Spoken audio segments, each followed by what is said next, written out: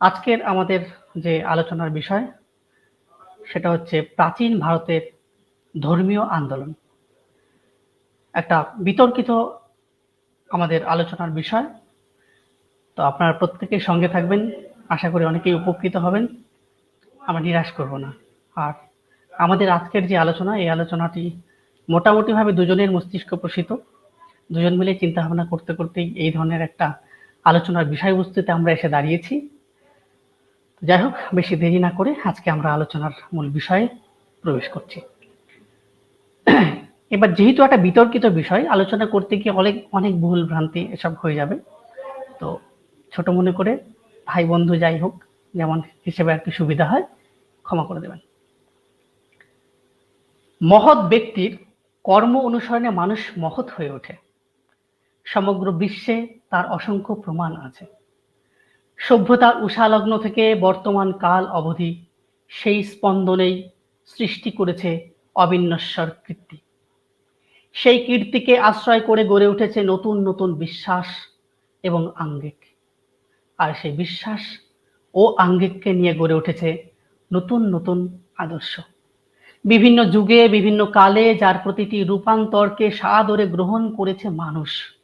এই মানুষই তো সৃষ্টির শ্রেষ্ঠ জীব। সৃষ্টি ধরিত্রীর কাঙ্ক্ষিত অধ্যায় আর বৈচিত্র্য, সেটা তো সৌন্দর্য। উষারতার বেদনা তাকে কুরে কুরে খায়, পলি পাতনে তিনি ঋদ্ধ হন। তিনি চান আরো বিশুদ্ধতা, সমস্ত কিছুর বিশুদ্ধতা। আর সেই বিশুদ্ধতা এনে দেয় ভৌগোলিক পরিমণ্ডলের বিভিন্ন প্রান্তে বিভিন্ন কালে নানা যুগ পুরুষের মাধ্যমে। তাদের সৃষ্ট কীর্তি যুগ যুগ ধরে মানব সভ্যতার বিকাশ ও উৎকর্ষ সাধনে মূল ভিত্তি রূপে চিরভাস্বর হয়ে থাকে। প্রসঙ্গক্রমে একটি জায়গাতে রবীন্দ্রনাথ ঠাকুর বলেছিলেন যে ভারতবর্ষে যে দুটো বড় প্রাচীন যুগ চলে গেছে, তার একটি হলো বৈদিক যুগ, অন্যটি হলো বৌদ্ধ যুগ। আসলে মানুষ যা ধারণ করে তাকে মোটামুটি ভাবে ধর্ম বলা যেতে পারে। বিভিন্ন বিশ্বাস, আদর্শ ও দর্শন নিয়ে গড়ে ওঠে সেই শাশ্বত চেতনা, যার লক্ষ্য জগতের কল্যাণ ও শান্তি প্রতিষ্ঠা করা। প্রকৃতপক্ষে তা গড়ে ওঠে জ্ঞানের দ্বারা, আর সেই জ্ঞান হলো আলো। তাই ধর্মের জন্য যদি জীবন হয়, তবে সেই ধর্মীয় জীবন হওয়া উচিত জ্ঞানময় কর্ম। অশোকের যেখানে স্তম্ভ ছিল, সেখানেও তিনি লিখেছিলেন তামসমা জ্যোতির্গময়, অর্থাৎ আমাকে অন্ধকার থেকে আলোর পথে নিয়ে চলো। আর এই বাস্তবতার ভিত্তিতে আজ থেকে ২৫০০ বছর আগে এক বিশ্বাস নিয়ে মানব সভ্যতাকে উৎকর্ষতার বিধান দিয়েছিলেন সিদ্ধার্থ, যিনি পরবর্তীকালে গৌতম বুদ্ধ নামে আমাদের কাছে পরিচিত।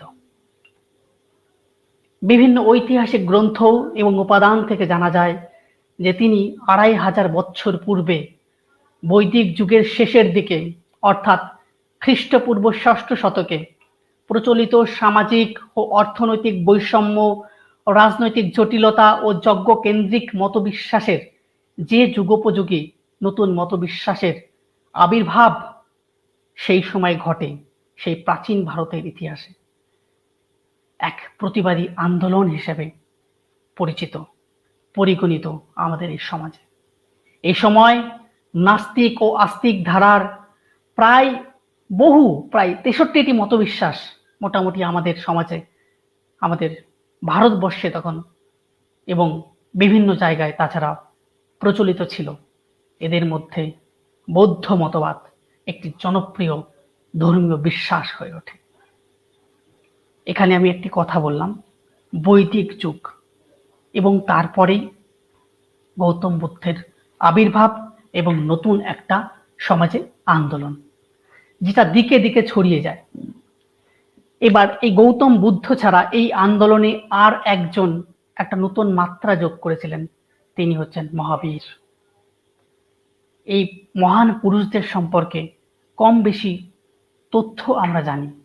আমরা তাদের যে এই দার্শনিক দিকগুলো রয়েছে, তাদের চিন্তা চেতনার সেই দিকগুলো মোটামুটি আলোচনা করবার চেষ্টা করব, এবং আমাদের এই সমাজে তথাকথিত তখনকার সমাজ এবং বর্তমান সমাজ, এছাড়াও আগামী দিনে বা ভবিষ্যতের দিকে তাদের যে কন্ট্রিবিউশন বা অবদান রেখে গেছেন, সেই অবদানের কথা আমরা আলোচনা করব। তো যেখানটাতে আমি পজ নিয়েছিলাম, অর্থাৎ বৈদিক যুগ, যে সময়টার শেষ এবং গৌতম বুদ্ধের আবির্ভাব, একটা নতুন বিশ্বাস আমাদের সমাজের বুকে তখন এসেছে। তো এই নতুন দর্শন, নতুন চিন্তা ভাবনা সমাজ কি খুব সহজেই একে গ্রহণ করতে পারে? মোটেই নয়।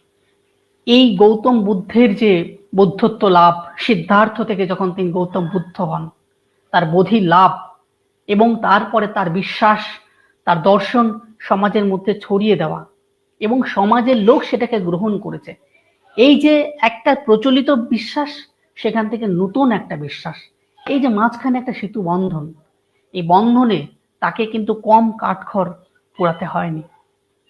সেই অগ্নিদগ্ধ ইতিহাস আমরা জানি যে সম্পৃক্ত হয়ে রয়েছে তার জীবনের সঙ্গে, তাই না? এবার যে বৈদিক যুগ আমরা দেখেছি, সেই বৈদিক যুগে দেখেছিলাম যে যখন প্রাচীন বৈদিক যুগ, সেই সময়টিকে বেদকে সামনে রেখে, যেটাকে উপনিষদের দর্শন নিয়ে গড়ে উঠেছিল বেদ, তো সেই বৈদিক দর্শন আমাদের সমাজে তখন কিন্তু মানুষের মধ্যে প্রচলিত ছিল এবং সেই বিশ্বাস এবং সেই যে জীবন প্রণালী, সেই জীবন প্রণালীতে তখন ভারতীয় মানুষ তখন বেড়ে উঠেছে এবং তারা মানে এই যে জন্ম মৃত্যু, এই যে ছক, এই ছকের মাধ্যমে জন্মে মানুষ মৃত্যুর দিকে ধীরে ধীরে অগ্রসর হয়েছে। এতে মানুষের কোনো জিজ্ঞাসা ছিল না, যা জিজ্ঞাসা ছিল তা তারা বেদ থেকেই পেয়েছে। এবং তারপরে দেখা গেল মধ্য বৈদিক যুগ বা পরবর্তী বৈদিক যুগ এবং সব থেকে শেষের, অর্থাৎ সব থেকে শেষের যে বৈদিক যুগ, সেই লেটার পিরিয়ডটাতে আমরা দেখি যে ব্রাহ্মণ্যতন্ত্রের প্রভাব সমাজের মধ্যে এমনভাবে বিস্তার করেছে, যেখান থেকে সাধারণ মানুষের নিস্তারের কোনো পথ ছিল না। যাগ যজ্ঞ, হ্যাঁ, এবং পৌরাণিক যে তখন বিশ্বাসগুলো ধীরে ধীরে আস্তে আস্তে জায়গা করে নিচ্ছে, হ্যাঁ, পরবর্তী বৈদিক যুগে। এবং সেই সময়টিতে প্রচুর এই যাগযজ্ঞের নামে গো বধ থেকে শুরু করে, মহিষ বধ থেকে শুরু করে, যে সমস্ত জিনিস আমাদের কৃষি প্রধান ব্যবস্থায় প্রয়োজন ছিল, সেই সমস্ত জিনিসকে নাশ করা হচ্ছিল, বলি দেওয়া হচ্ছিল। তখন একটা সমাজের লোক যারা উপলব্ধি করতে পারছিল যে যেহেতু আমাদের সমাজ এবং আমরা কৃষি প্রধান সমাজ ব্যবস্থার মধ্যে বড় হয়ে চলেছি বা উঠছি, তো এবং সেইখানটাতে দেখছি যে নতুন যে এই কৃষি সভ্যতা, এই সভ্যতাটা বিশাল বড় একটা জায়গা করে নিচ্ছে সমাজের বুকে। আজকের দিনে যেমন আমরা এই ক্যাপিটালিজম একটা বা ক্যাপিটালিস্ট একটা জায়গাতে ওয়ার্ল্ডে দাঁড়িয়ে আমরা বলতে পারি, যার কাছে সব থেকে বেশি টাকা সে হচ্ছে অনেক বড় ব্যবসায়ী। তো তখনকার দিনে কিন্তু তার বিচার করা হতো অন্য মানদণ্ডে, কারণ তখন কৃষিকাজকেই সব থেকে বড় গুরুত্ব দেওয়া হতো এবং যার বাড়িতে যত বেশি এই কৃষি কাজের জন্য এই গো মহিষ আদি যাদের বাড়িতে সব বেশি থাকতো, তাদেরকে বেশি ধনী বলে মনে করা হতো। ঠিক আছে? তো সেই জায়গাটা থেকে দেখা গেল যে এই যাগযজ্ঞের নামে যে নির্বিচারে এই বড় বড় জীব জন্তুকে হত্যা করা হচ্ছে, যা দিয়ে কৃষি প্রধান সমাজ বা কৃষি প্রধান ব্যবস্থাটা এগিয়ে যাবে সামনের দিকে, তো সেখানে বাধা পাচ্ছিল। আর সেই পিরিয়ডটাতেই, অর্থাৎ ধর্মের একটা বৈদিক ধর্মের একটা বিকৃত জায়গায় আমরা পৌঁছে গেছি, যা স্যাচুরেটেড পয়েন্ট যেটাকে বলা হয়, যেখান থেকে যদি এই বিশ্বাসকে তখন বা এই প্রথাগুলোকে যদি বিশুদ্ধ না করা যেত, তাহলে কিন্তু এখানে শেষ হয়ে যেত। যেমন কিছুক্ষণ আগে আমি একটি কথা বললাম যে পলিপাতন, বন্ধ্যাত্তর থেকে পলিপাতন অনেক ভালো। পলিপাতন হলে সেখানে জমি আরো উর্বর হবে এবং উর্বর হলে আবার নতুন ফসল জন্মাবে। তো দর্শন, আধ্যাত্মিকতা এগুলো আমাদের জীবনের সঙ্গে সম্পৃক্ত হয়ে রয়েছে, এগুলোকে আমরা কোনো মতেই বাদ দিতে পারবো না বা বাদ দিয়ে আমরা চলতে পারবো না। ঠিক আছে? অদ্বৈতবাদী যারা বা বৈদিক দর্শনে যারা বিশ্বাস করেন, তারা মনে করেন মানুষ জেনে হোক বা না জেনে হোক, মানুষ সচেতন ভাবে হোক কিংবা অচেতন ভাবে হোক, আমরা প্রত্যেকেই কিন্তু স্পিরিচুয়ালিটির সঙ্গে বা বৈদিক দর্শনের সঙ্গে যুক্ত রয়েছি। কারণ যে দর্শন বলে যে ঈশ্বর সর্বভূতে রয়েছে, সেই বিশ্বাস মানুষকে এই আস্থা যোগায় যে মানুষ কিন্তু জেনে বা না জেনে, বিশ্বাস করে বা অবিশ্বাস করে এই আধ্যাত্মিকতার সঙ্গে, এই দর্শনের সঙ্গে বা এই বেদের বা এই উপনিষদীয় ভাবনার সঙ্গে আমরা সম্পৃক্ত হয়ে রয়েছি প্রত্যেকে। এখান থেকে কেউ চাইলেও আমরা কিন্তু অস্বীকার করতে পারবো না। যদি অস্বীকার করি তাহলে না জেনে করা হবে। কিন্তু এই যে বিশ্বাস, এই যে দর্শনের সঙ্গে আমরা যুগ যুগ ধরে পরিচিত হয়ে এসেছি, সেই বিশ্বাস যদি আজকে সমাজে মানুষকে জানানো নাও হয়, পড়ানো নাও হয়, তবুও আমরা কোথাও না কোথাও ভাবে আমরা সম্পৃক্ত হয়েছি, সংযুক্ত হয়ে রয়েছি। তাই বলছে যে সময়টিতে তিনি এলেন, তিনি যেন একটা, বলা হতো তখনকার দিনে, বিষ্ণুর অবতার হয়ে আমাদেরকে উদ্ধার করার জন্য এলেন। যেখানে আমাদের দর্শনে, গীতায় আমরা দেখেছি যদা যদা হি ধর্মস্য গ্লানির্ভবতি ভারত, অর্থাৎ যখনই পৃথিবীতে গ্লানিতে ভরে যাবে এবং এই যে গ্লানিতে ভর্তি হয়ে যাবে, তাপী মানুষের সংখ্যা বেড়ে যাবে, তখনই কিন্তু একজন মানুষ বা মহান পুরুষ বা দেবতার আবির্ভাব ঘটবে, যিনি কি করবেন, এই সমাজের এই পাপীদেরকে তাড়ন করবেন এবং তাড়ন করে সমাজকে আবার বিশুদ্ধতার পরিমণ্ডল রচনা করে আবার রেখে যাবেন। কিন্তু বিষয়টা হচ্ছে সেই বিশুদ্ধ সমাজ আবার ধীরে ধীরে কলুষিত হবে। তো যে বেদ আমাদের বিশুদ্ধ করেছিল সমাজকে, যে বেদ আমাদেরকে পরিশুদ্ধতার এক পরিমণ্ডল প্রদান করেছিল, কিন্তু সেই বেদের দর্শন থেকে ধীরে ধীরে যখন একটা সময় দেখলাম ব্রাহ্মণ্যতন্ত্রের প্রভাব আমাদের সমাজকে আবার কলুষিত করছে, আবার সেই সমাজকে নিষ্কলুষিত করবার জন্য, সেই সমাজকে বিশুদ্ধতার আঙিনায় নিয়ে আসবার জন্য সিদ্ধার্থ তখন এলেন। কি ছিল না তার? বিশাল বড় রাজপ্রাসাদ, রাজ্য, রাজ সিংহাসন, সুন্দরী স্ত্রী, সব থেকে সুন্দরী তখন স্ত্রী যশোধরা, হ্যাঁ, ছোট্ট পুত্র। মানুষ কি চায় এর থেকে আর? এই জন্য এই প্রাপ্তিগুলোর জন্য মানুষ সাধনা করে সারা জীবন। সেই প্রাপ্তিগুলো পেয়েও সিদ্ধার্থ কি করলো, একদিন রাত্রিবেলায় তিনি স্ত্রীকে না জানিয়ে, সন্তানকে না জানিয়ে, তার পিতাকে না জানিয়ে, রাজ্যের কোনো মানুষকে না জানিয়ে তিনি চোরের মতন ওখান থেকে তিনি বেরিয়ে পড়লেন, যাকে বৌদ্ধ দর্শন বলছে মহাভিনিষ্ক্রমণ। তিনি সন্ধান করলেন তার এই যে যাত্রা, এই যাত্রায় তিনি যে উদ্দেশ্যে তিনি যাত্রা করেছিলেন, যা জানার জন্য তিনি যাত্রা করেছিলেন, এই যাত্রা তার দুদিনে হয়নি, দীর্ঘদিন তার সময় লেগেছে। বিভিন্ন জায়গায় তিনি সময়কে অপচয় করেছেন, ঠোকর খেয়েছেন, শিখেছেন সেখান থেকে, প্রত্যেকটা জায়গা থেকে কিছু না কিছু তিনি জেনেছেন, তিনি শিখেছেন এবং সেই শিক্ষা গ্রহণ করে তিনি ভবিষ্যতের দিকে এগিয়ে গেছেন।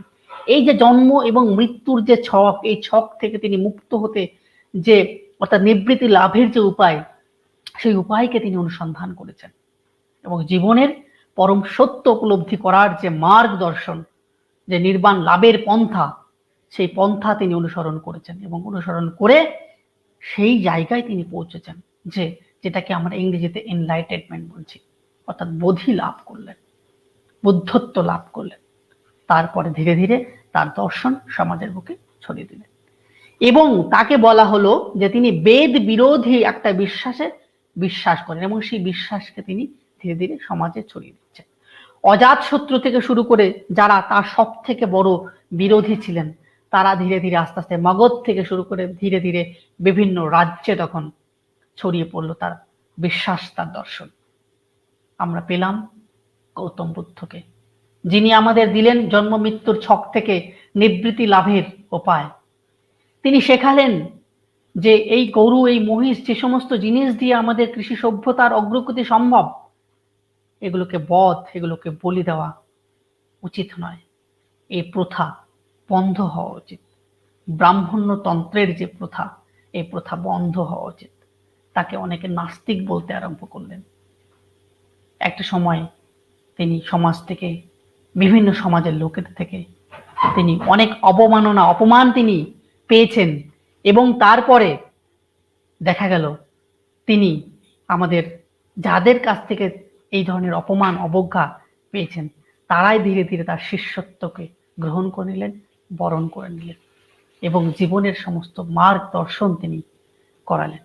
তো এইখানটাতে আমরা দেখলাম যে আমাদের চিরাচরিত যে বিশ্বাস ছিল, নির্বিচারে যে পশু হত্যার যে প্রথা ছিল, সেখান থেকে বেরিয়ে একটা বৈজ্ঞানিক বিশ্বাসে আধারের উপর ভিত্তি করে তিনি সাধারণ মানুষের জন্য, এর আগে যে ধর্ম শুধু ব্রাহ্মণের জন্য ছিল, তিনি সর্বসাধারণের জন্য সেই একটা বিশ্বাসকে তিনি নিয়ে এলেন এবং ধীরে ধীরে দেখা গেল যে বিভিন্ন জায়গায়, হ্যাঁ, শুধু ভারতবর্ষ নয়, তাকে বলা হয় লাইট অফ এশিয়া, অর্থাৎ এশিয়া মহাদেশের আলো।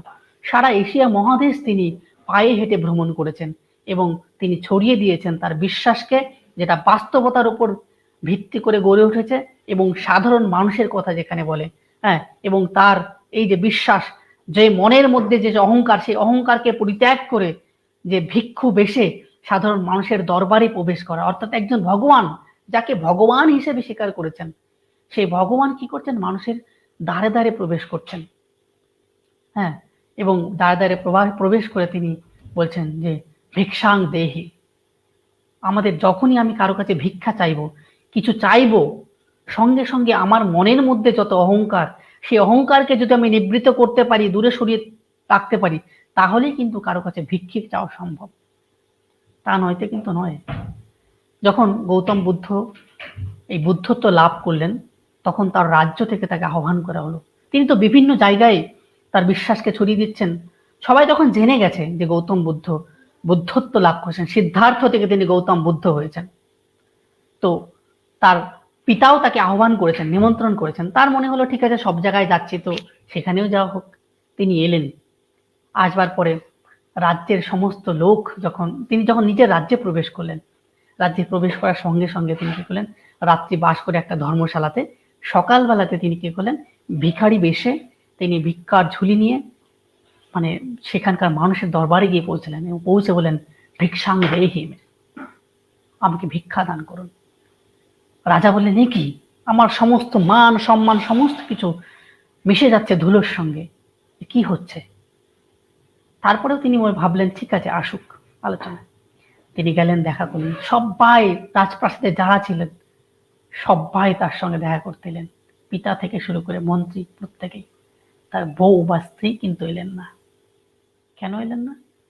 যশোধারার কোথাও একটা অহংকার হয়েছে। যশোধারার মনে হয়েছে যে তিনি তো নির্বাণ লাভের পথে গেছেন, তিনি তো বোধি লাভের জন্য গেছেন, বা এক মহৎ উদ্দেশ্যের জন্য তিনি গেছেন, আমাকে এইটুকু বিশ্বাস করতে পারলো না, আমার কাছ থেকে অনুমতি নিয়ে যেতে পারলো না, চোরের মতো করে পলায়ন করলেন সে শব্দে। তার এই যে আত্ম অরিমা, আত্ম অহংকার, তিনি বললেন না, উনি যাই হোক, আমি জানি উনি ঈশ্বর এখন, কিন্তু আমি যাবো না ওনার সঙ্গে দেখা করতে, অতটা নিচে আমি নামিনি। তখন গৌতম নিজেই জিজ্ঞেস করলেন তার পিতাকে, যশোধারা কোথায়? বললো যে ও আসেনি, ভেতরে আছে। তখন গৌতম কি সবার সঙ্গে এখানে সাক্ষাৎ করে শেষে নিজের স্ত্রীর সঙ্গে, যশোধারার সঙ্গে সাক্ষাৎ করতে গেলেন। এইবার এখানে কিন্তু লক্ষণীয় বিষয়, মানে গৌতম বুদ্ধ সত্যিই ভগবান, এই লক্ষণীয় বিষয় হচ্ছে এখানে তিনি যখন গেলেন, তিনি যশোধারা ভেবেছিলেন অনেক কিছু বলবো আমি, গৌতমকে, সিদ্ধার্থকে অনেক কিছু বলার রয়েছে আমার, কিন্তু প্রবেশ করেই গৌতম কি বললেন?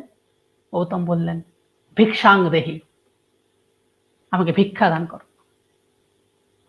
যশোধারা কি বলবে? যশোধারা বুদ্ধিমতী মহিলা, তিনি কি করলেন, তার পুত্র রাহুলকে, তিনি তখন বড় হয়েছে, 6-7 বছর বয়স, তিনি তার পুত্রকে হাতে তুলে দিয়ে সিদ্ধার্থকে বলেন, আমি ভিক্ষা দান করলাম তোমাকে, তুমি যে মার্গ তুমি পেয়েছো, যে দর্শন তুমি পেয়েছো, যে বুদ্ধত্ব লাভ করেছো তুমি, সেই পথে তুমি ওকে নিয়ে যাও।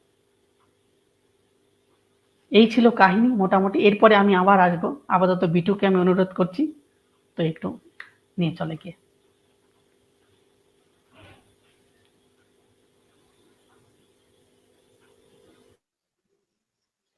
হ্যাঁ, কার্তিক খুব ভালো করে বললি যে ব্রাহ্মণ্য যে যুগ, ব্রাহ্মণ্য যে দর্শনটা ছিল, তার কি কি সমস্যা ছিল সেগুলো বললি, আর তার সাথে সাথে মানুষ যে নতুন একটা ধর্ম চাইছিল সেই বিষয়েও আমরা জানলাম। আমি সেই জায়গা থেকেই শুরু করব, খানিকটা ওই বিষয়টাকে একটু মনে করিয়ে দিই দর্শকদেরকে। কার্তিক যে জায়গাটা বললো সেটা হচ্ছে ব্রাহ্মণ্য যুগ বা ওই যে বেদ, বেদ সংক্রান্ত যে দর্শন, সেই দর্শন অনুযায়ী কি এমন সমস্যা হয়েছিল যে সাধারণ মানুষরা মনে করলো নতুন ধর্ম চাই, এই বেদান্ত বা যে বৈদিক ধর্ম, ব্রাহ্মণ্য ধর্ম, সেটা আমাদের দরকার নেই। কেন? ব্রাহ্মণরা বা ওই বৈদিক ধর্ম অনুযায়ী যে সিদ্ধান্তগুলো ছিল তার মধ্যে একটা খুবই গুরুত্বপূর্ণ ছিল যে যজ্ঞ, এবং যজ্ঞের মধ্যে কিন্তু পশু বলি দেওয়ার নিয়ম ছিল। আর কি কি ছিল? তো এই যে পশু বলিতে একটা প্রবলেম হলো কি, সেই সময় কৃষি প্রধান ভারতবর্ষ, অধিকাংশ মানুষই কৃষি কাজ করে, পশুপালক হিসেবে থাকে। তো তাদের কি হলো যে পশুতে সমস্যা দাঁড়িয়ে গেল, যে পশু বলি এত বেশি পরিমাণে হচ্ছে যজ্ঞগুলোতে, যে সেইখানে কিন্তু মানুষেরা এই বেদকে বা বৈদিক ধর্মকে মানতে চাইছে না। পাশাপাশি আরো কিছু মানুষের সমস্যা তৈরি হলো, যেমন এটা তো আমরা বললাম কৃষক কৃষক প্রধান বা ধরতে গেলে সমাজের শূদ্র বা সবচেয়ে নিচু জাতির মানুষরা যারা পশু পালন করছিল, কৃষি কাজ করছিল, তাদের এই প্রবলেমটা তৈরি হলো। বাকি থাকলো বৈশ্যরা। বৈশ্যরা ব্যবসায়ী, তারা ব্যবসার সূত্রে কিন্তু ওই আহ যে টাকা পয়সা লেনদেনের ব্যাপার হয়, ধার দেওয়া হয়, ঋণগ্রস্ততা হয়, এই বিষয়গুলো কিন্তু বেদ কিন্তু অস্বীকার করে, মানে এগুলোকে ধর্মীয় নয়, এটাকে অধার্মিক কাজ বলে মনে করে। এবার তার পাশাপাশি সমুদ্র পথে যে জাহাজ নিয়ে বা নৌকা নিয়ে যে পাড়ি দেওয়া ব্যবসা বাণিজ্যের সূত্রে, সেই বিষয়টা, এই যে সমুদ্র পারাপার, এটাও ছিল অধর্মীয় একটি বিষয় বেদ অনুসারে বা বৈদিক ধর্ম অনুসারে। সেক্ষেত্রেও যে ব্রাহ্মণদের এই কড়া রীতিনীতি, সেগুলো কিন্তু বৈশ্যরা মানতে চাইল না। বাকি থাকলো ক্ষত্রিয়রা। ক্ষত্রিয়রা দেশকে রক্ষা করছে এবং বহিঃশত্রুর হাত থেকে দেশকে রক্ষা করার জন্য তারা নিজেদের প্রাণেরও বিসর্জন দিচ্ছে, ফলে তারা ধীরে ধীরে কিন্তু অনেক সম্পদশালী এবং বলশালী হয়ে উঠলো, এবং কোথাও যেন উচ্চাকাঙ্ক্ষী হয়ে উঠলো। তারাও কিন্তু ব্রাহ্মণ্য ধর্মকে তথা বৈদিক ধর্মকে মানতে বা ব্রাহ্মণদেরকে মানতে চাইছে না। তো সকলে, সমাজের সকল স্তরের মানুষ চাইলো নতুন কোন ধর্ম আসুক, যে ধর্ম সংকীর্ণ চিন্তা আমাকে শেখাবে না, বরং আমাকে মুক্ত করবে, আমাকে মুক্তির সাথে জীবনে বেঁচে থাকার আনন্দ প্রদান করতে পারবে। সেই সূত্র ধরেই নতুন নতুন ধর্ম আসলো। আসলো চারবাক, আজবিক, আসলো বৌদ্ধ ধর্ম, আসলো জৈন ধর্ম, তারপরে আরো বেশ কয়েকটি এসছে। তো এই যে আন্দোলন চললো, এটা তো আমাদের অ্যাকচুয়াল টপিক, যে প্রাচীন ভারতবর্ষে যে ধর্মীয় আন্দোলনগুলো ছিল। তো এটা মোটামুটি প্রাচীন ভারতীয় আন্দোলনগুলোর মোটামুটি একটা ধারণা আসলো, যেটা আমরা কার্তিকের কাছ থেকে পেলাম। আমি মূলত এই যে আন্দোলনগুলো ছিল, এটার যে ডেপথ আছে, যেখানে একেবারে গভীর তত্ত্ব আছে, আমি সেইটা নিয়ে আলোচনা করবো। অর্থাৎ এই যে ধর্মীয় শাখা প্রশাখাগুলো, এদের পুরো তত্ত্বটা কি, এদের দর্শনটা কি, এবং ভারতীয় দর্শনের সান্নিধ্যে এগুলোকে আমরা কিভাবে দেখতে পারবো, আমি সেই বিষয়ে আলোচনা করব। অর্থাৎ ধর্মীয় আন্দোলন নয়, ধর্মীয় আন্দোলনের মাধ্যমে যে ধর্মীয় শাখা প্রশাখাগুলো তৈরি হলো বা সম্প্রদায়গুলো তৈরি হলো বা দর্শনগুলো তৈরি হলো, সেই দর্শনগুলোর আমরা স্বরূপ জানবো বা স্বরূপ নিয়ে আমি আলোচনা করব। এই ক্ষেত্রে একটি দারুণ কথা বলছিল কার্তিক, সেটা হচ্ছে নাস্তিক এবং আস্তিক। এই নাস্তিক যে গৌতম বুদ্ধকে সবাই বলতে শুরু করলো, তো নাস্তিক মানে কি, আস্তিক মানে কি? আমরা ছোটবেলা থেকে প্রায় সবাই এটাই জানি যে ঈশ্বরে যারা বিশ্বাস করে তারা আস্তিক, আর যারা বিশ্বাস করে না তারা নাস্তিক। কিন্তু ভারতীয় দর্শন শাস্ত্র অনুযায়ী আস্তিক আর নাস্তিকের সংজ্ঞা এইটুকু নয়। আস্তিক মানে এক কথাই হলো যারা বেদ বিশ্বাসী, আর নাস্তিক হলো তারা যারা বেদ বিরোধী। এই আস্তিকরা কি করছিল, যে সম্পূর্ণভাবে কিন্তু বেদ বিশ্বাসী এবং বৈদিক যে জীবন চর্চা বা কার্যকারিতা বা দর্শন, সেই সবের দ্বারা ভীষণভাবে প্রভাবিত ছিল এই আস্তিকেরা। এরা কখনোই মানত না যে বেদ কোনো মানুষ বা ব্যক্তি লিখেছে। এরা কি মানত, যে এই বেদ কোন সত্য দ্রষ্টা ঋষিদের প্রত্যক্ষ অভিজ্ঞতার ফসল। এই হচ্ছে আস্তিক, এরা আস্তিক। এর উল্টো দিকে আছে নাস্তিক, যারা বেদকে মানে না, যারা বৈদিক নিয়ম কানুনকে মানে না, তারা বৈদিক মতবাদকে বিশ্বাস করে না, জীবন চর্চাতে বিশ্বাসী নয়, এরা হচ্ছে নাস্তিক। এই জায়গা থেকে নাস্তিক কারা, কোন কোন সম্প্রদায়, আর আস্তিক কারা, কোন কোন সম্প্রদায়, সেটা আমরা জেনে নেব। নাস্তিক প্রধানত তিন ধরনের সম্প্রদায় রয়েছিল প্রাচীন ভারতবর্ষে। এক হচ্ছে চার্বাক বা লোকায়ত বলা যায়, সেটাকে লোকায়ত দর্শন। আরেকটা হচ্ছে বৌদ্ধ দর্শন, আরেকটি হচ্ছে জৈন দর্শন। এই তিনটি হচ্ছে গিয়ে নাস্তিক বলা হচ্ছে। এবার আসি আমরা আস্তিকের দিকে। আস্তিকে ছিল ছয়টা। এক হচ্ছে ন্যায়, বৈশেষিক, আরেকটা হচ্ছে যোগ, আরেকটি হচ্ছে গিয়ে সাংখ্য। এই চারটির পরে আরো দুটো রয়েছে। একটি হচ্ছে পূর্ব মীমাংসা বা মীমাংসা, আরেকটি হচ্ছে উত্তর মীমাংসা বা বেদান্ত। এই ছয়টি হচ্ছে আস্তিক। আমি এক এক করে আসছি। প্রথমে নাস্তিক নিয়ে একটু ছোট্ট করে আলোচনা করি। নাস্তিক বলতে আমরা কি কি বললাম? চার্বাক, বৌদ্ধ এবং জৈন, তাই তো? এই চার্বাক, বৌদ্ধ, জৈন, এদের মধ্যে একটা মিল হচ্ছে কি, সেটা হচ্ছে এরা তিনজনই হচ্ছে, তিন সম্প্রদায়ের মানুষরাই হচ্ছে গিয়ে পুরোপুরি ভাবে বেদ বিরোধী, বেদকে মানে না এরা। কিন্তু জৈন ধর্ম আর বৌদ্ধ ধর্ম, এই দুই ধর্মের যে দর্শন, তা আবার চার্বাক থেকে এক জায়গাতে আলাদা। কোথায়? এই বৌদ্ধ দর্শন আর জৈন দর্শন কিন্তু অধ্যাত্মবাদী, অর্থাৎ এই আধ্যাত্মিকতার বিষয়টা কি তা আমি পরবর্তীতে আসছি। এই জায়গাতে একটা ছোট্ট বিষয় বলে রাখি, অধ্যাত্মবাদী হচ্ছে কর্মকে কেন্দ্র করে, যারা নিষ্কাম কর্ম করে, যারা আত্মকে খোঁজার চেষ্টা করে। এই আত্মকে কিভাবে খুঁজতে হবে তা আমি একটু পরে আসছি। আসি এবার চার্বাক বিষয়ে।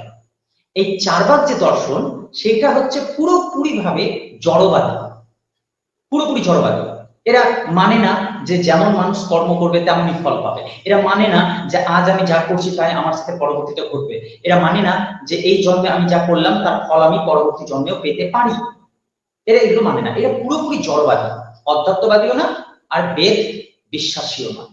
এইখানে বৌদ্ধ ধর্ম আর জৈন ধর্মের সাথে কিন্তু চার্বাকদের পার্থক্য আছে। এবার আসি আস্তিকের দিকে। আস্তিকের দিকে আসতে গেলে প্রধানত প্রথম দুটো বিষয় নিয়ে আমরা স্পষ্ট হয়ে যায়। এই যে প্রথমে বললাম সাংখ্য, যোগ, বৈশেষিক এবং পরবর্তীতে আরেকটি হলো ন্যায়। এই চারটি একদিকে থাকলো আর দুটো আরেকদিকে। একটা হচ্ছে গিয়ে মীমাংসা, আরেকটা হচ্ছে বেদান্ত। মীমাংসার বেদান্ত কিন্তু এই দুটোই কিন্তু শাখা বেদকে মানে, বেদকে প্রত্যক্ষভাবে জ্ঞান করে। আর কি, এই যে আছে মীমাংসা, এটা হচ্ছে বেদের যে কর্মকাণ্ড, সেই কর্মকাণ্ডের উপর নির্ভর করে, এই কর্মকাণ্ডের উপর নির্ভর করে পুরোপুরি ভাবে বৈদিক যে ক্রিয়াকলাপগুলো সেগুলোকে মেনে নিয়েছে। সেই ক্রিয়াকলাপগুলোর উপর নিজেদের প্রভাব বিস্তার করে তারা যে নতুন নতুন মতবাদ তৈরি করেছে, দার্শনিক সত্য তৈরি করেছে, তার সাথে বেদের প্রচুর মিল আছে। এবার বেদান্ততে যায়। বেদান্ত কিন্তু কর্মকাণ্ড মানে বেদের কর্মকাণ্ডের উপর নির্ভর করে হয়নি, বেদের যে জ্ঞান কাণ্ড রয়েছে তার উপর নির্ভর করে তত্ত্ব প্রতিষ্ঠা করেছে। এবং দেখা গেছে এই তত্ত্বগুলির সাথে কিন্তু প্রচুর মিল আছে কাদের? বেদের। এর থেকে বোঝা গেল যে এই মীমাংসা এবং বেদান্ত দর্শন দুটোই কিন্তু বেদের সমর্থক। পাশাপাশি আসলে বাকি চারটে, সাংখ্য, যোগ, ন্যায় এবং বৈশেষিক। এই চারটা কি? এই চারটা কিন্তু যুক্তি প্রধান। বাকি দুটো ছিল কিন্তু শ্রুতি প্রধান, শোনার জন্য। কিন্তু যুক্তি দিয়ে প্রতিষ্ঠা যে করবে, তার মানে এ পুরোপুরি ভাবে বেদকে স্বীকার করছে না। তারপরে ওকে বলা হচ্ছে আস্তিক। কেন? কারণ তুমি এই চারজন বেদকে স্বীকারও করছে না, আবার পুরোপুরি ভাবে বেদের বিরোধিতাও করছে না। মূলত নিজেদের দৃষ্টিকোণ দিয়ে, অভিজ্ঞতা দিয়ে যে সমস্ত দার্শনিক সত্যে পৌঁছতে পারছে, দেখা যাচ্ছে সেই সত্যগুলোর সাথে বেদের যে সত্যগুলো তার যথেষ্ট মিল আছে। এই থেকে হলো কি সাংখ্য, যোগ, ন্যায়, বৈশেষিক এবং পরবর্তীতে দেখা গেল মীমাংসার বেদান্ত। এই ছয়টি হচ্ছে আস্তিক। বাকি চার্বাক, জৈন, বৌদ্ধ এই সবটি হচ্ছে, এই তিনটা হচ্ছে নাস্তিক। এই আস্তিক আর নাস্তিকের মধ্যে গিয়ে আমরা এক জায়গাতে খুঁজে পাবো কর্মবাদ। এই কর্ম জিনিসটা কি? যে কোনো দর্শনেই বলা হচ্ছে, মানে যে কোনো ধর্মীয় দর্শনেই বলা হচ্ছে কর্ম একটি গুরুত্বপূর্ণ বিষয়। এবং মোটামুটি ভাবে বেদেও তাই একই কথা বলছে যে মানুষ যেমন কর্ম করবে তার তেমনি সে ফল পাবে। এটা আস্তিকের দিক থেকে লক্ষণ আসছে। অর্থাৎ কার্য কারণ সূত্রে কিন্তু আমরা যুক্ত আছি। মানে আমাদের যদি সুখ হয় অথবা দুঃখ, সুখ ভোগ করি বা দুঃখ ভোগ করি, তা মূলত আমাদের কর্মের কারণেই হচ্ছে। এটা আমাদেরকে মেনে নিতে হবে। অর্থাৎ আমরা যে জীব, এই জীব হচ্ছে স্বয়ং কর্তা এবং নিজেরই কর্মের ফল ভোক্তা। তাহলে ফলটা কে দিচ্ছে? এইখানে একটা আমাদের কোশ্চেন মার্ক তৈরি হচ্ছে। ফলটা কে দিচ্ছে? ফল দিচ্ছে কে? সে হচ্ছে অদৃষ্ট অনুযায়ী। অদৃষ্টবাদ বলে একটা পার্ট আছে। অদৃষ্টবাদ অনুযায়ী ফল যিনি দিচ্ছেন তিনি হচ্ছেন পরমেশ্বর। এই জায়গাতে এসে কিন্তু দুটো পথ আমরা পাচ্ছি, একটা অদৃষ্টবাদ, একটা কর্মবাদ। অদৃষ্টবাদ কি? অদৃষ্ট মানে যা দৃষ্ট নয়, যা আমি দেখিনি কিন্তু মানছি। এই ধরুন আমি বললাম যে অদৃষ্টবাদ হচ্ছে কি, তাই যার উপর ডিপেন্ড করে আমি আমার ভাগ্যকে ছেড়ে দিয়েছি, মানে আমার জীবন যেমন চলছে চলুক, আমি আমার অদৃষ্টকে তথা ভাগ্যকে পরিবর্তন করতে পারবো না, ওটা যা হওয়ার আছে আমার সাথে তা হবেই। এই যে বিষয়টা, এটা হচ্ছে অদৃষ্টবাদ। এই অদৃষ্টবাদের পাশাপাশি আরেকটা হচ্ছে কর্মবাদ। কর্মবাদ কিন্তু অদৃষ্টকে মানছে না। সে বলছে তুমি যেমন কর্ম করবা, তুমি যেমন চেষ্টা করবা, তোমার ইচ্ছা শক্তি যেমন হবে, সেইভাবে তুমি অদৃষ্টকেও লঙ্ঘন করতে পারবা। অর্থাৎ ভাগ্যকে তুমি ভেঙে দিয়ে নতুন এক ভাগ্য ভবিষ্যৎ তৈরি করতে পারো। কিন্তু এর জন্য যেটা প্রয়োজন সেটা হচ্ছে গিয়ে কামনা বা লোভ বা ফলের আশা ছেড়ে দিয়ে তোমাকে কর্ম করতে হবে। এইখানে কর্ম আবার দুটো পথে চলে যাচ্ছে, একটা সকাম, একটা নিষ্কাম। সকামটা কি? তুমি ফল যেগুলো কর্মের ভোগ করবা, আমরা যে কাজগুলো করছি তার ফল ভোগ করছি আমরা, তো ধরলাম আমরা, আমাদেরকে বলা হলো সকাম। কিন্তু এমন কিছু কাজ আছে যেগুলোর ফল আমাকে ভোগ করতে হবে না। যেমন আমি মানব কল্যাণজনক কোনো কাজ করলাম, সেটার ফল আমি একটা ভোগ করতে হবে না। এইটা কথা বলা হচ্ছে যে নিষ্কাম, কোনো কামনা বা নিজের স্বার্থ না দেখে যখন কাজ করলাম, সেটা হচ্ছে নিষ্কাম কাজ, যেটা আমাকে ভোগ করতে হবে না। এই জায়গা থেকে ভোগবাদ আসলো। আর ভোগবাদ থেকে আসছে মুক্তিবাদ।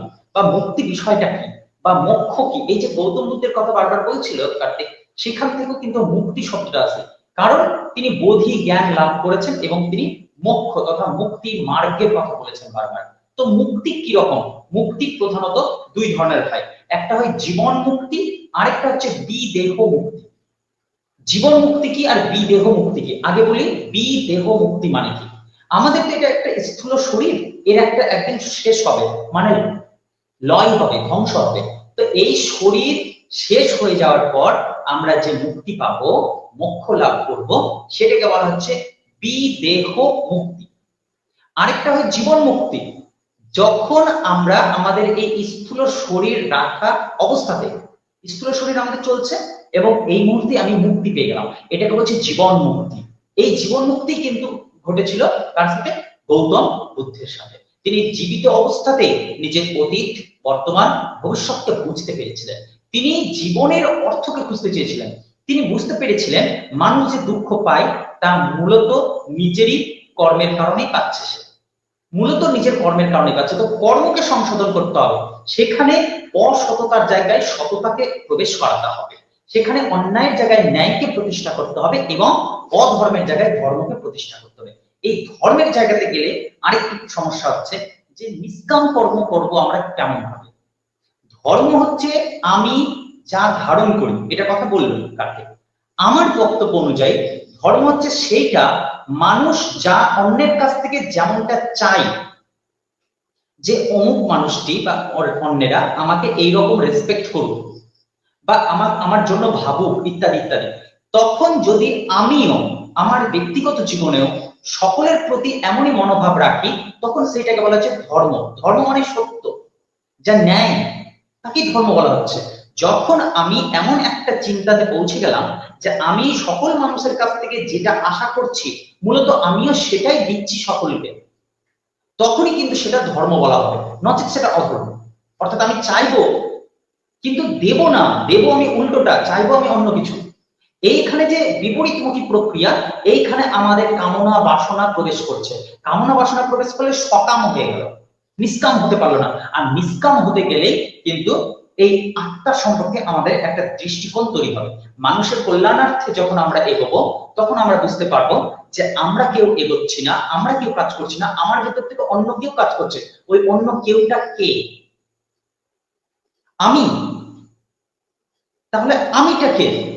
আমি যে কাজ করছে সে আমি, নাকি অন্য কেউ কাজ করছে আমার ভেতর থেকে? তাহলে ধরে নিলাম তাকে বলা হচ্ছে অধ্যাত্মবাদী বলা হচ্ছে, বা আধ্যাত্মিকতার সূত্রে বলা হচ্ছে সেটা আত্মা, বিজ্ঞানের পথে বলা হচ্ছে সেটাই এনার্জি বা আমার ইচ্ছা শক্তি। তো সেই আত্মাকে কিন্তু বলা হচ্ছে নিত্য। নিত্য মানে কি? আত্মা চিরন্তন, এর জন্ম নাই, এর মৃত্যু নাই, এর ক্ষয় নাই, এই আত্মা চিরন্তন।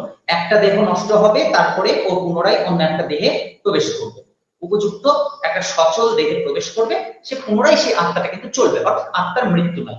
আমরা যে মানুষের মৃত্যুতে এত কান্নাকাটি করছি, গৌতম বুদ্ধের কথা অনুযায়ী এভাবে কান্নাকাটি করার কোনো কারণে, কারণ সেই দেহটা তার ভার বহন করতে পারছিল না, তাই যন্ত্রের মতো সেটা ভেঙে গেল, এখন নতুন যন্ত্রে সেটা প্রবেশ করবে। যদি ধরি আমরা ব্যাটারি, ঘড়ির ব্যাটারিটা ঠিক আছে, কিন্তু ঘড়িটা খারাপ হয়ে গেছে, তো ঘড়িটা ভেঙে গেছে।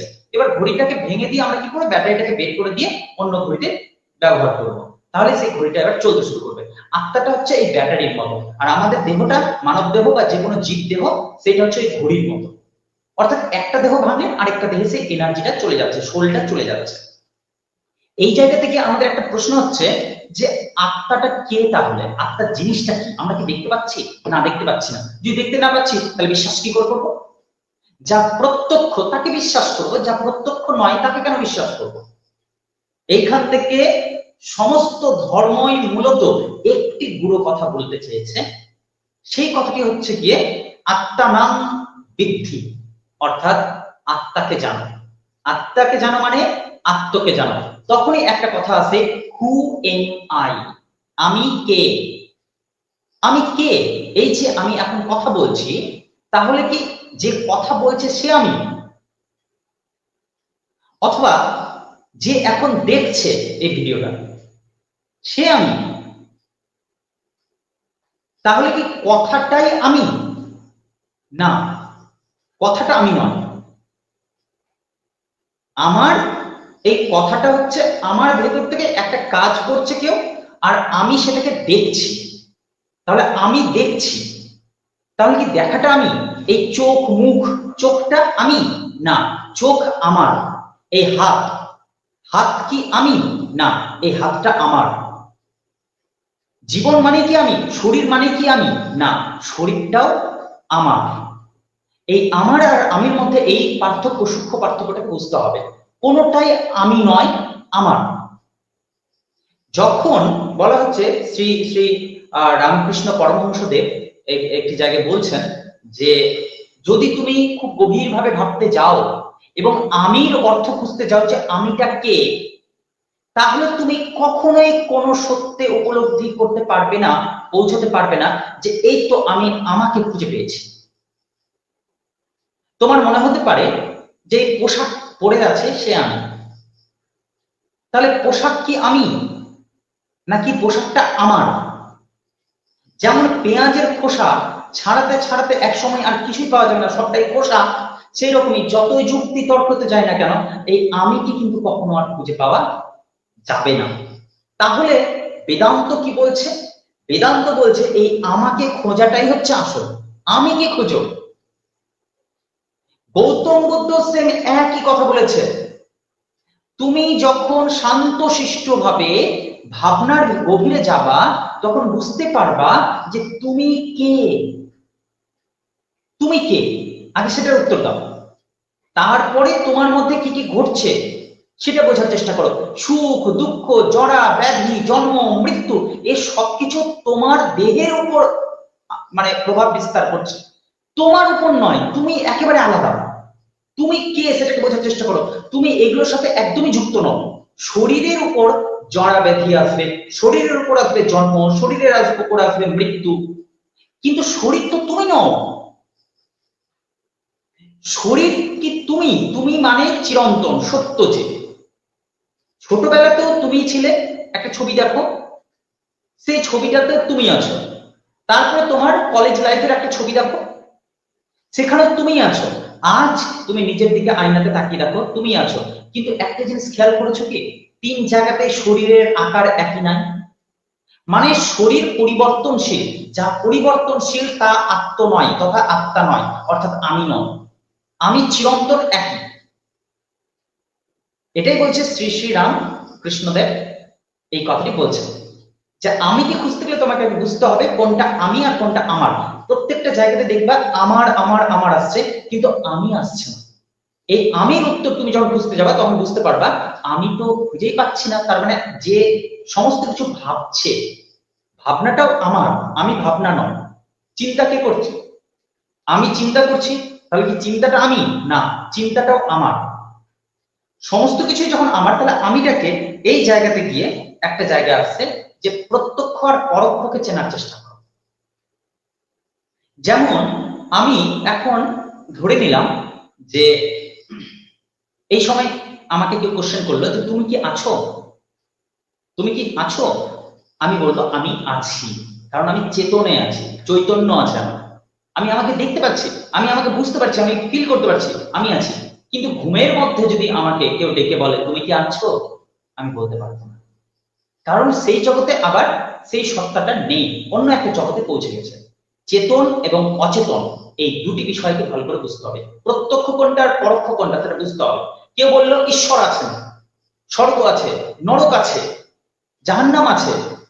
প্রশ্ন হলো সেগুলো আছে তো কোথায় আছে, আমি দেখতে কই পাচ্ছি? এটা প্রত্যক্ষ। প্রত্যক্ষে আমি যা দেখতে পাচ্ছি তাকে বিশ্বাস করবো, যা প্রত্যক্ষ দেখতে পাচ্ছি না তা নেই। এরকম একটা ধারণা তৈরি হলো, বেশ কিছু কিছু ধর্মীয় শাখা প্রশাখায় যুক্তিগুলো তৈরি হলো। আমার সামনে যা আছে তা সত্য, যা নেই তা মিথ্যে। কোনো ঈশ্বর টিশ্বর না, আমি আছি সত্য, আমার কর্ম আছে সত্য, আমার ইচ্ছা শক্তি আছে সত্য, ব্যাস। এই নিয়ে আমার জীবন দর্শন। কিন্তু কিছু শ্রেণী মানুষ বা অন্যান্য ধর্মীয় মানুষরা বলছে না, আমাদেরকে চালানোর বাইরেও কেউ আছে, কারো নিয়ন্ত্রণ আছে। এই জন্ম মৃত্যু সবকিছুর উপরে আমাদের নিয়ন্ত্রণ নাই, অন্য কারো নিয়ন্ত্রণ আছে। ভগবান বুদ্ধ আবার অন্য কথা বলছেন, বলছে এই জন্ম মৃত্যু সমস্ত কিছু এই দেহকে কেন্দ্র করে, তাই দেহতেই সীমাবদ্ধ রাখো। এই জন্ম মৃত্যু নিয়ে অধিক বেশি কিছু ভাবার দরকার নাই। এই দেহ যতক্ষণ আছে ততক্ষণ জন্ম মৃত্যু, তারপরে জন্ম মৃত্যুর পরে কি আছে? কিছু নাই, দেহই নাই তো কিছু নাই, সোজা কথা। এই জায়গাতে গিয়ে আরো একটা বিষয় হলো যে আমি কিন্তু দ্রষ্টা, আমি দেখছি, আমি দৃশ্য নয়। আমার দেহটা হচ্ছে দৃশ্যমান, ঠিক আছে? এখানে আমি আর আমারের মধ্যে তফাৎ চলে আসছে। এই আমি কি খোঁজাটাই হচ্ছে সমস্ত ধর্মের মূল গোড়ার বিষয়। এই জায়গাতে গেলে আমরা বুঝতে পারবো শেষমেশ আমিতে আর পৌঁছানো গেল না।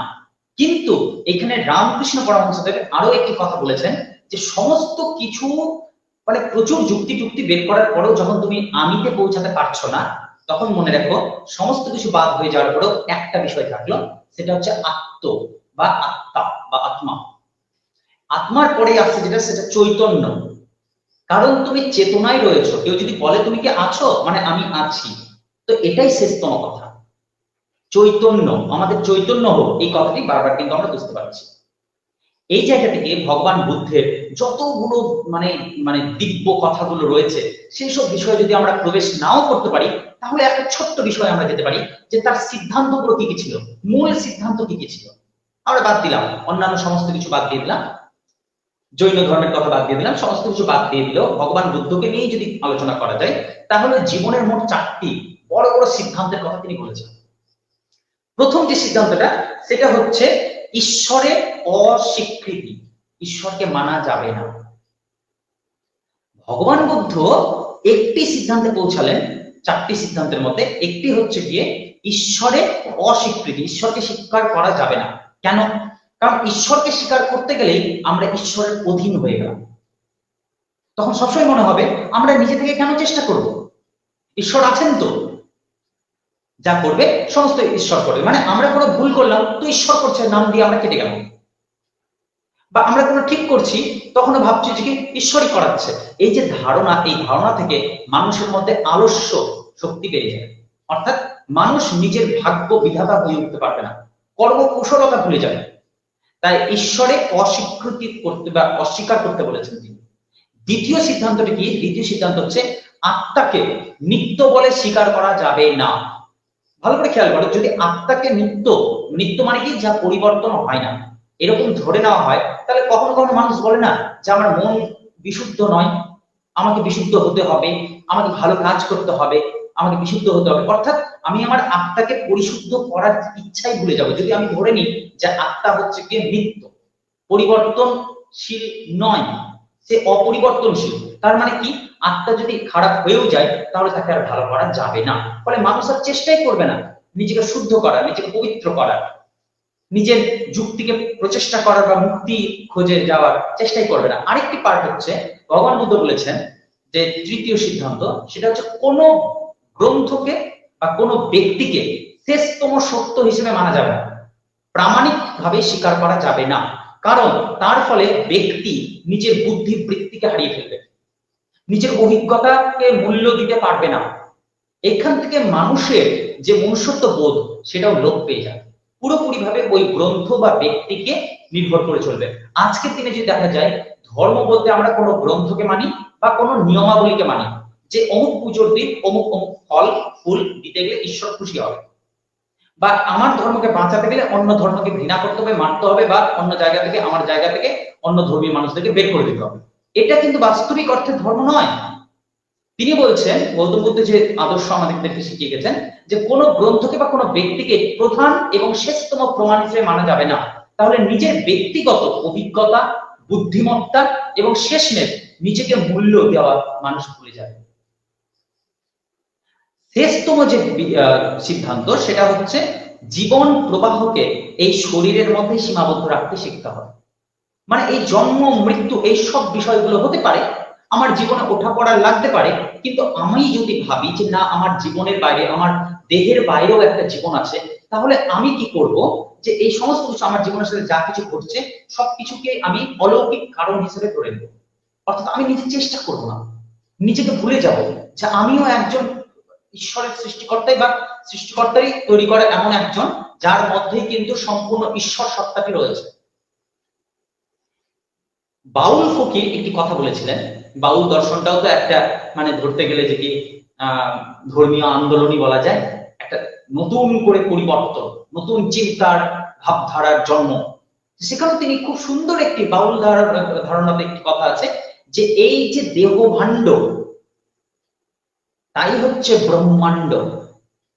সম্পূর্ণ ব্রহ্মাণ্ডের, বিশ্ব ব্রহ্মাণ্ডের ছোট্ট সংস্করণ যদি বলা হয়, তো আমাদের দেহ, মানে আমাদের দেহের মধ্যে সংস্কার আছে। বাইরে খোঁজার তুমি চেষ্টা করছো, বোকামি করছো।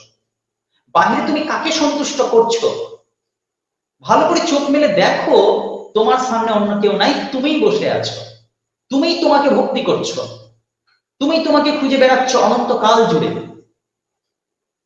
এই যে দর্শনগুলো, যেমন ভাবে এই ভারতীয় দর্শন আমাদেরকে ভাবায়, তেমনই ভাবে শেখায়, এবং পরবর্তী জেনারেশনের জন্য একটা ইঙ্গিত ছেড়ে যায় যে কি চমৎকার ভারতীয় দর্শন রয়েছে, তাকে নতুন করে জানতে হবে, পর্যালোচনা করতে হবে, এবং নিজস্ব অভিজ্ঞতা দ্বারা সেটাকে আরো পরিপুষ্টি দান করতে হবে। আজকের আমার ধারণা বা মতামত এইটুকুই। কার্তিক কিছু বলুক, অনেকটা সময় আমি নিয়ে নিয়েছি, তার জন্য ক্ষমা প্রার্থী। প্রথম কথা, খুব ভাল লাগছিল আর কি, এখানে ক্ষমা চাওয়ার কোনো ব্যাপার নেই। হ্যাঁ, তো আমার অনেক কথাই তুই বলে দিলি। তো অনেকটা আমি নিঃশেষিত হয়ে পড়লাম আলোচনা শেষে। এবার যে জায়গাটুকু শুধু আমি আলোকপাত করার চেষ্টা করব, যে মোটামুটি ভারতীয় দর্শন বা দর্শনের যে শাখাগুলো রয়েছে, সেখানে আস্তিক্যবাদ, নাস্তিক্যবাদ সমস্ত কিছু তুই বলেছিস খুব সুন্দরভাবে সেগুলো। এরপরে আর সত্যিই কিছু বলার থাকে না। তো রবীন্দ্রনাথ ঠাকুর একটা জায়গায় বলেছিলেন যে সীমার মাঝে অসীম তুমি, বাজাও আপন সুর, আমার মাঝে তোমার প্রকাশ, তাই এত মধুর। এই যে যারা অদ্বৈতবাদে বিশ্বাস করেন, অর্থাৎ সো অহম, আমি সেই, আমার মধ্যেই তো তোমার প্রকাশ। কেউ যদি ঈশ্বরের সন্ধান করতে যায় বাইরে, তাহলে ঈশ্বরকে পাবে না। যে কথাটি তুই বললি, বিশ্ব ব্রহ্মাণ্ডে যা কিছু রয়েছে তা সকল কিছুই আমাদের এই দেহের মধ্যে রয়েছে। বিশ্ব ব্রহ্মাণ্ড গড়ে উঠেছে কি পঞ্চভূত, 5টি ভূত নিয়ে, ক্ষিতি অপ তেজ মরুদ্গম।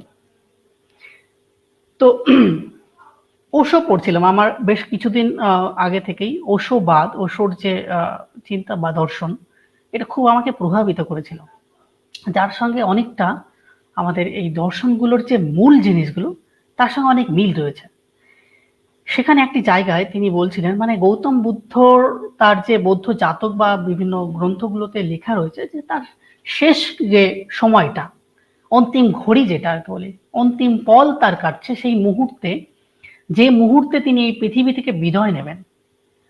তো মোটামুটি ভাবে তিনি, আমরা জানি যে প্রায় অনেক দিন থেকেই তিনি মানে গাছের তলে তিনি উপবিষ্ট হয়ে ছিলেন, এবং তার শিষ্য যারা, তারা ক্রমাগত তার বিভিন্ন জিনিস সম্পর্কে জানতে চেয়েছেন। যেটুকু জানতে চেয়েছেন সেটুকু তো বলেছেন, তার বাইরে অনেক কিছু তিনি বলে দিয়েছেন যেটুকু ওনারা জানতে চায়। তো বুদ্ধ সেখানে একটি কথা বলেছিলেন, গৌতম বুদ্ধ তার শিষ্যদের, যে আসলে ওরা যেটা জানতে চায় সেটা যদি আমি ওদের শুধু সন্তুষ্ট করার জন্য আমি ব্যাখ্যা করে দিই, যে প্রশ্ন করছে, ভুল প্রশ্ন করছে তার দোষ নয়, কিন্তু আমি যদি ভুল উত্তর দিই সেটা হবে আমার সবচেয়ে বড় ভুল বা বড় দোষ বা বড় পাপ।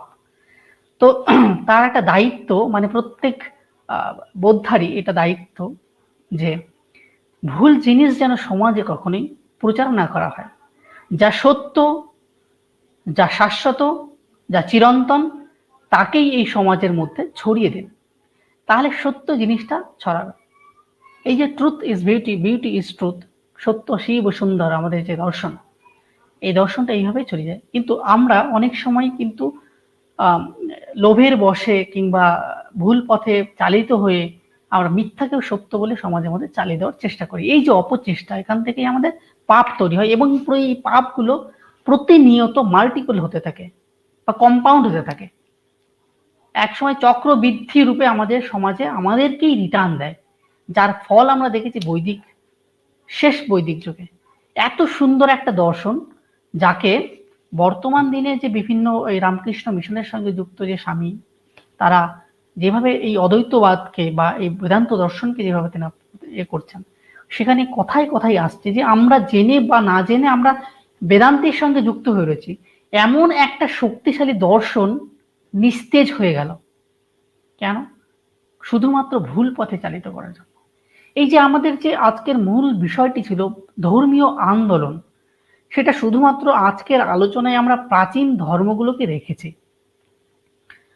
এবার এই জন্যই এই আন্দোলন কথাটি বলা হয়েছে, যেটার ইংরেজি কিন্তু আমরা প্রতিশব্দ বলতে পারি মুভমেন্ট, রিলিজিয়াস মুভমেন্ট। হয়তো এই আন্দোলনকে যদি রিলিজিয়াস মুভমেন্ট বলি, কথাটার মধ্যে অনেকটাই অহিংসতা থাকে, সহিংসতা থাকে না, কিন্তু আমাদের ধর্মীয় আন্দোলন কথাটির সঙ্গে একটা সহিংসতা রয়েছে। তো গৌতম বুদ্ধ এই অহিংসার কথাই কিন্তু বলেছিলেন, যে কথাটি প্রচার তিনি করেছেন। তো তিনি বলেছিলেন আমাকে অনুসরণ করো না, আমাকে অনুকরণ করো না, যে কথা আমাদের ভগবান কৃষ্ণও বলেছেন, যে যে কোনো ঈশ্বরকেই কাউকেই অনুকরণ করা যায় না বা অনুসরণ করা যায় না।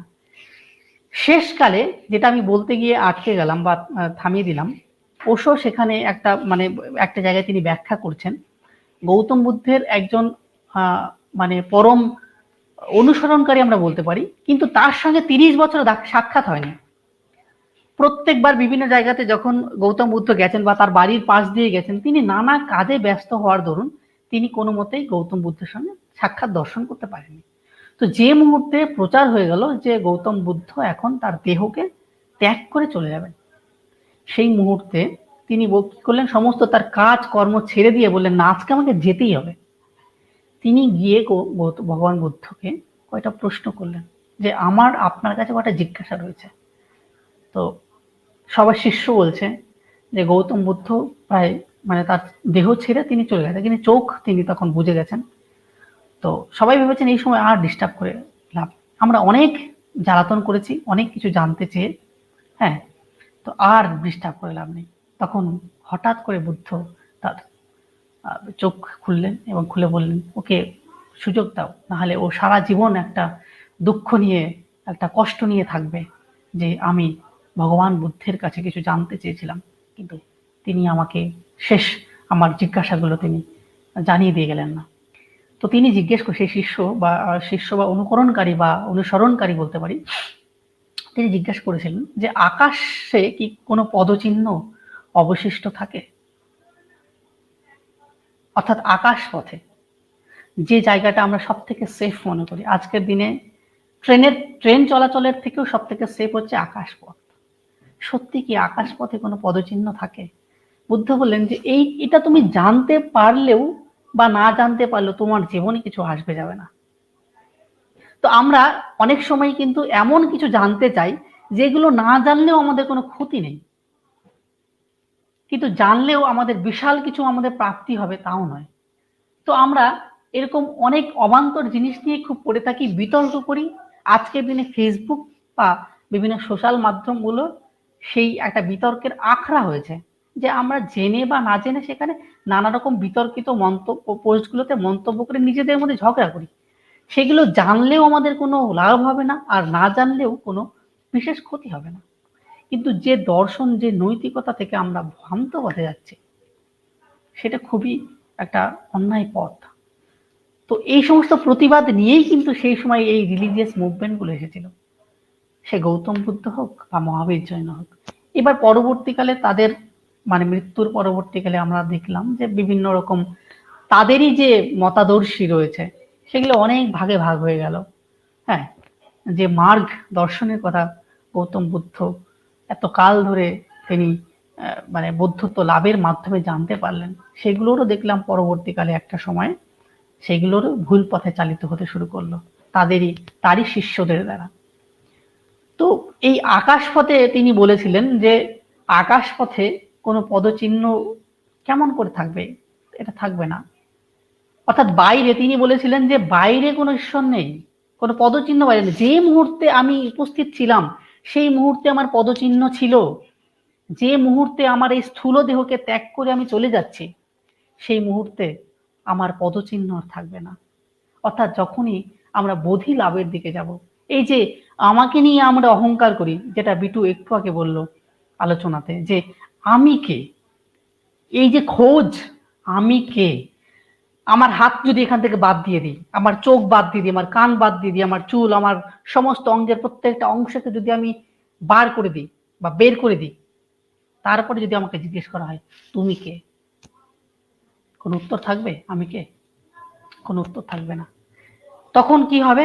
এই যে তিনি যেই মুহূর্তে তিনি বলছেন আমি যেই মুহূর্তে এখানে সচেতন ভাবে শরীরে সশরীরে আমি এখানে উপস্থিত ছিলাম, আমার পদচিহ্ন ছিল, যে মুহূর্তে আমি বিলীন হয়ে যাব আমি তখন সবার হয়ে যাব, আমি তখন শূন্য হয়ে যাব, মহাশূন্য, অর্থাৎ আকাশে আমি মিলিয়ে যাব। অথচ আকাশে আমার কোনো পদচিহ্ন নেই, আমি আছি, আমি নেই। এই যে আমার মাঝে তোমার প্রকাশ তাই এত মধুর, আমার মাঝেই তো তোমার প্রকাশ। ঈশ্বর যদি সর্বভূতে থাকে, সমস্ত কিছুর থাকে, আমার মধ্যেও ঈশ্বর রয়েছে। আমি কি যদি খুঁজতে যাই, আমাকে যদি জিজ্ঞেস করে তুমি কে, আরে আমি আমার জন্মের আগে আমার পিতার বীর্যে ছিলাম, পিতা মাতা, তার বীর্যের আগে কোথায় ছিলাম? আমি রক্তে ছিলাম, রক্তের আগে কোথায় ছিলাম? মজ্জায় ছিলাম, তারপরে হাড়ে ছিলাম, মাংসে ছিলাম, তাই তো? তারপরে কোথায় ছিলাম? তারপর খাদ্যের মধ্যে ছিলাম। খাদ্য কোথা থেকে হলো? মাটির মধ্য থেকে হলো। ও মানে এখান থেকে জন্মালো মাটি, মানে সেই আবার পঞ্চভূতে, অর্থাৎ পঞ্চভূত থেকে আমাদের জন্ম, আবার পঞ্চভূতে আমি মিলিয়ে যাচ্ছি। গৌতম বুদ্ধ শেষ যেটা চেষ্টা করেছেন বোঝানোর শিষ্যদের, যে আমি মিশে যাচ্ছি সমস্ত কিছুর সঙ্গে। তো এই যে মিশে যাচ্ছি, আমার মিশে যাওয়া, এখানেই তো আমার, অর্থাৎ আমি যদি সমুদ্রের মধ্যে গিয়ে যদি বলি আমি ঢেউ কি বা ঢেউ কি জিনিস, আমি ঢেউকে যদি খুঁজতে যাই, তাহলে কিন্তু সমুদ্রকে অস্বীকার করলে চলবে না। ঢেউ রয়েছে সমুদ্রের মধ্যে, তেমনি এই যে আত্মা, যে আত্মিক দর্শনের কথা আমাদের একটু আগে আলোচনা হলো, অর্থাৎ আত্মাকে খোঁজা, আত্মকে খোঁজা, সে আত্মা কোথায় রয়েছে? সেটা আত্মতেই মিশে রয়েছে, অর্থাৎ ঈশ্বরের মধ্যেই আমরা মিশে রয়েছি। আমরা আমাদের ঈশ্বর আমাদের সমস্ত কিছুর মধ্যে মিশে রয়েছে। তো সেই সমুদ্রের ঢেউয়ের মতন এক একটা আত্মা আমরা, যে ঈশ্বরের অংশ আমরা, সেই পরমেশ্বরের মধ্যে আমরা বিলীন হয়ে যাচ্ছি। সমুদ্র যদি পরমেশ্বর হয়, তার এক একটা অংশ হচ্ছে তার ঢেউ। তার ঢেউকে সমুদ্র থেকে কখনোই বিচ্ছিন্ন করা যায় না, আলাদা করা যায় না। এই দর্শনই হচ্ছে আসল দর্শন, শাশ্বত দর্শন। পরবর্তীকালে দেখেছি আমরা গৌতম বুদ্ধের মৃত্যুর পরে বা মহাবীর জৈন তাদের মৃত্যুর পরে আরো অনেক দর্শন এসেছে। খ্রিস্টীয় দর্শন বা পাশ্চাত্য দর্শন, যে চারবাক দর্শন সম্পর্কে আমরা একটা কথা জানি, সব খুব বহুল প্রচলিত, যে ঋণং কৃতং ঘৃতম, অর্থাৎ ঋণ করে ভি খাও। এই কথাটার যে কি দার্শনিক মানে চেতনা রয়েছে বা দার্শনিক ব্যাখ্যা রয়েছে, সেখানে গেলে অনেক কথা, মানে এই যে যে আলোচনা আজকে আমাদের আমরা শুরু করেছিলাম, এর কোনো শেষ নেই। মানে যত বলা যাবে ততই কম বলা হবে। হ্যাঁ, তবু সময়ের চাকা ঘুরতে থাকে। হ্যাঁ, গৌতম বুদ্ধ তিনিও অনুসরণ মানে ভেবেছিলেন যে সময়ের চাকা সত্যিই ঘুরতে থাকবে, তারপরে এক সময় আমাকে শূন্যে মিশে যেতে হবে। তো আমাদের এই দেহকেও কিন্তু একদিন আমাদের এই স্থূল দেহকে ত্যাগ করে আমাদেরও শূন্যে মিলে যেতে হবে। হ্যাঁ, গৌতম বুদ্ধ জীবনের পরম সত্যকে উপলব্ধি করেছিলেন। আমরা বিভিন্ন বই পড়ে আমরা শুধু জানতে পারি এবং জেনে নিজের চেতনাকে বাড়াতে পারি। তো এই মানে আমার চেতনাকে চৈতন্য করে দাও হে চৈতন্যময়, যে কথা রামকৃষ্ণ দেবের যে দর্শন, হ্যাঁ সেই পরমহংস দেবের দর্শনের সঙ্গে বলেই আমরা বলছি যে আমাদের প্রত্যেকের চৈতন্য দরকার। আমাদের চেতনা যেমন করে মানে বলেছিলেন, বিবেকানন্দ বলেছিলেন যে সেই প্রদীপের সমস্ত কিছু আয়োজন রয়েছে, শুধু তাতে অগ্নি সংযোগ দরকার। তো আমাদের মাঝে সেই অগ্নি সংযোগটা দরকার। এই অগ্নি সংযোগ যদি হয়, সেই চেতনা যদি চৈতন্যে যদি উপলব্ধি মানে পৌঁছাতে পারে, তাহলেই আমাদের এই জীবনের সফলতা। হ্যাঁ, না হলে জন্মিলে মরিতে হবে, অমর কে কোথা কবে, চিরস্থির কবে নীর, হায়রে জীবন নদে। মানে এই যে মধুসূদন দত্ত যে দর্শনের কথা বলেছিলেন তার দুটো ক্ষুদ্র বাক্যে, সেটা অসাধারণ কথা। তো আমি আমাদের সমস্ত পৃথিবীর কাছে, সমস্ত দেশবাসীর কাছে একটি প্রার্থনা যে আমাদের চেতনাকে চৈতন্য করতে হবে এবং চৈতন্য করে আমাদের সেইভাবে আমাদের যে ইতিবাচক দিক সেগুলোকে ছড়িয়ে দিতে হবে। ধর্ম বিশ্বাস তো একটা মানে ধারণ করার যে জায়গাটা, যেটা বিটু বললো যে ধারণ করাই শুধু না, আমি শুধু নেব, আমি দেব না, মানে আমায় যে সব দিতে হবে সে তো আমি জানি। মানে রবীন্দ্রনাথ যেটা বলেছেন, আমাকে সবকিছুই দিতে হবে, আমি কিছুই নিয়ে যেতে পারবো না। আমি শুধু নেব নেব করে এই যে আমি করে সারা জীবন মাথা খুঁটে মরছি, এতে কোনো লাভ নেই। আমায় যে সব দিতে হবে সবকিছুই আমাদের ফিরিয়ে দিতে হবে, কিছুই নিয়ে যেতে পারবো না। হ্যাঁ, তো সেই না নিয়ে আমরা কি রেখে যেতে পারি? আমাদের পদচিহ্নও থাকবে না, পদচিহ্ন আমাদের মিলিয়ে যাবে, কি থাকবে তাহলে? তার আমরা সমাজে কিছু মহৎ কাজ, কিছু ভালো জিনিস যদি আমরা করে যাই, তার মাধ্যমে আমরা বেঁচে থাকতে পারবো। যে এই স্থূল দেহ, গৌতম বুদ্ধ যেমন বলেছিলেন যে আজ থেকে 30 বছর আগে আমি একবার আমার দেহকে ত্যাগ করেছিলাম যখন বৌদ্ধত্ব লাভ হয়েছিল, আজকে আবার আমার দেহকে ত্যাগ করে, আমার সমস্ত কিছুকে ত্যাগ করে আমি শূন্যে মিলিয়ে যাচ্ছি। তো সেই মিলনের পথে আমাদের যাত্রা করতে হবে, সেই শূন্যের পথে আমাদের যাত্রা করতে হবে।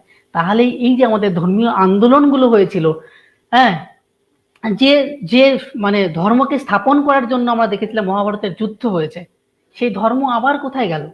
অধর্মতে সমস্ত জায়গা জর্জরিত। সেই ধর্মের পথে আমাদের যেতে হবে, যে যে বিশ্বাসেই যাই আমাদের মিল কিন্তু এক জায়গাতেই। এগুলো শুধু আলপথ, সমস্ত আলপথ গিয়ে একটা জায়গাতে গিয়ে মিলবে, আর সেখানে আমাদের মিলিত হতে হবে। সুতরাং এখান থেকে নিস্তার নেই, মুক্তি নেই। তো এই আশা রেখে মোটামুটি আজকের আলোচনা সমাপ্ত করছি। সবাই ভালো থাকবেন, সুস্থ থাকবেন, আমাদের ভুল দোষ ত্রুটি মার্জনা করবেন। নমস্কার, শুভরাত্রি।